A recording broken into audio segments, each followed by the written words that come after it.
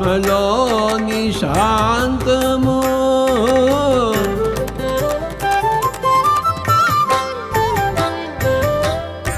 ఆత్మలోని అభయము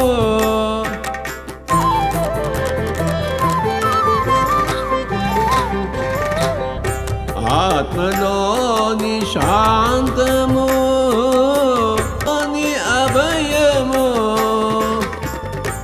ఆత్మలోని శాంతము.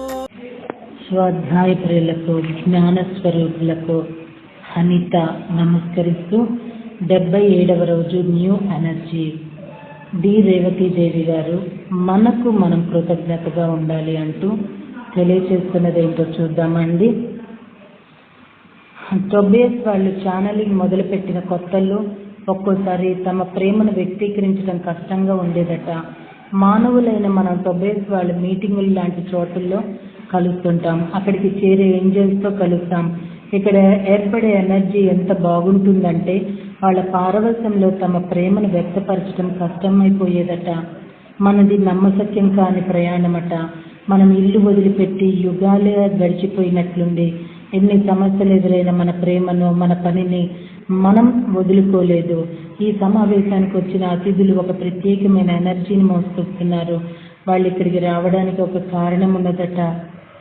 వాళ్ళ ఎనర్జీ మనకు సుపరిచితమైనట. గతం తాలూకు బలమైన ఆనవాళ్ళ ఎనర్జీలో ఉన్నాయట. ఈ మీటింగ్కు వచ్చిన వాళ్లే కాదు, ఈ విషయాన్ని చదువుతున్న వాళ్ళకు సైతం ఆవల వైపు వాళ్ళు ఒక ఎనర్జీని బహుమానాన్ని తెస్తున్నారు. ఆ ప్రేమ గౌరవాల ఎనర్జీని అందుకుందాం.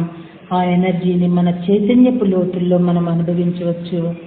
మాస్టర్, ఇక్కడ వీరు చెప్తున్నది నిజమా కాదా అని మీకు అనిపిస్తే కనుక నేను ఒక ప్రత్యక్షమైన ఎగ్జాంపుల్ అవ్వచ్చు.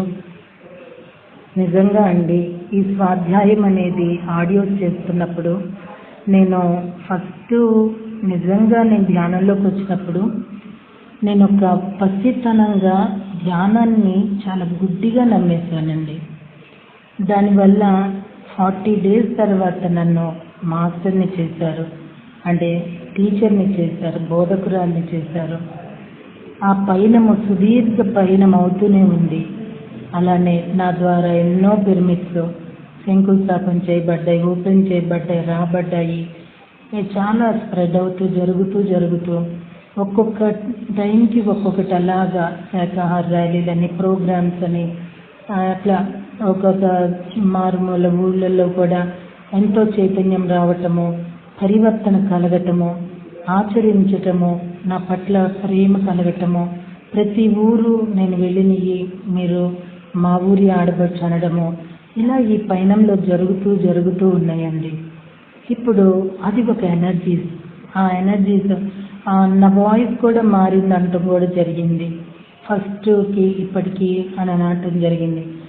మనకు అర్థం కాదు, మనకు తెలియదు కాబట్టి ఎదుటి వాళ్ళు చెప్తున్నప్పుడు సో ఇలానా అని మనకి తెలుస్తూ ఉంటుందేమో కదా. నెక్స్ట్ వచ్చి ఇప్పుడు ఈ స్వాధ్యాయము ఆడియోస్ చేయటం వచ్చేటప్పటికి నా ఎనర్జీస్లో చేంజెస్ నాకే తెలుస్తున్నాయండి.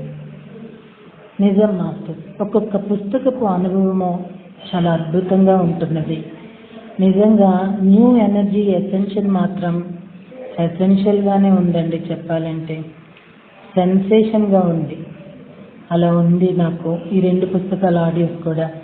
ఈ పాటికి ఇంకొక బుక్ స్టార్ట్ చేయాల్సింది, కానీ ఇది నేను ఎక్కువసేపు ఆడియోలు చేయలేకపోతున్నాను. చాలా తక్కువ. అదినో ఆ చేసినాక ఎనర్జీస్గా ఒళ్ళంతా వేడిగా ఉండటం, ఒక ఎనర్జీస్గా ఉండటము, ఇవి నేను చాలా గమనించుకుంటున్నానండి. ఇది ఒకటండి. నా ద్వారా వస్తున్న ఆడియోస్ వింటూ కూడా అనుభవాల్ని వ్యక్తం చేస్తున్నారు.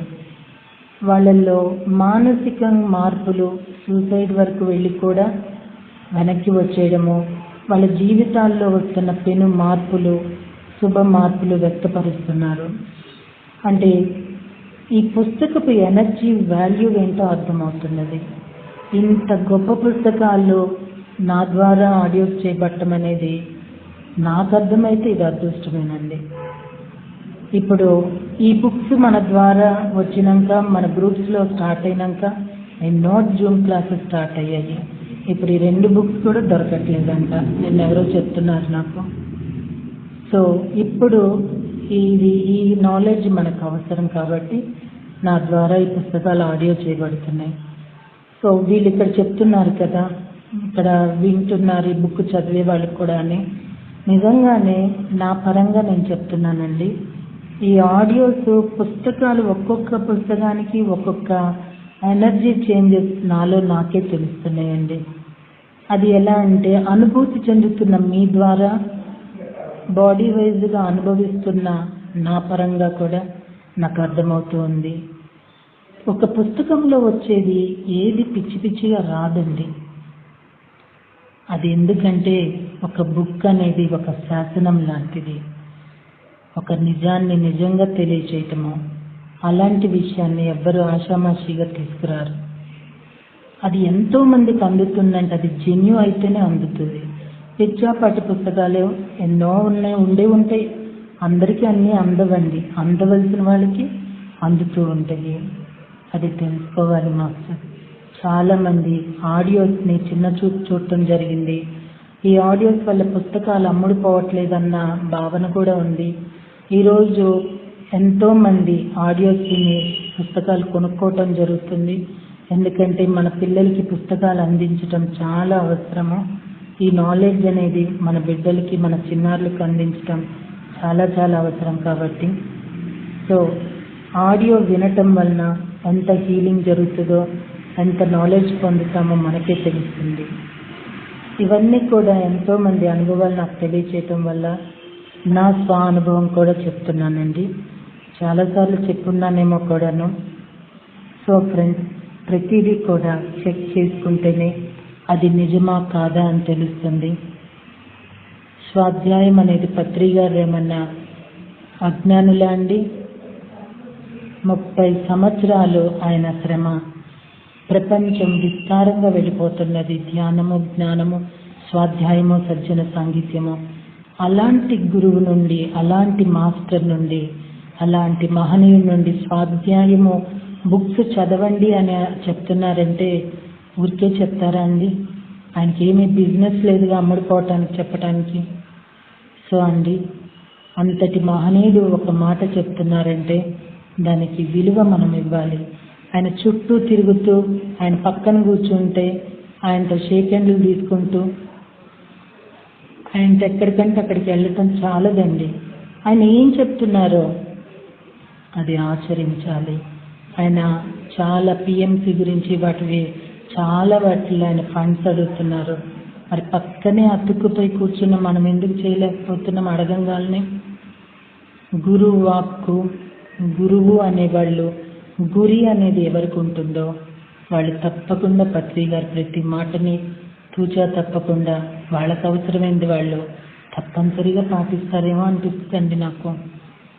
ఈ మీటింగ్ ఫాదర్స్ డే నాడు జరిగింది. అటువంటి రోజున కౌల్ద్రా తను ఛానలింగ్కి ఆహ్వానించినందుకు టొబేస్కి చాలా ఆనందంగా ఉన్నదట.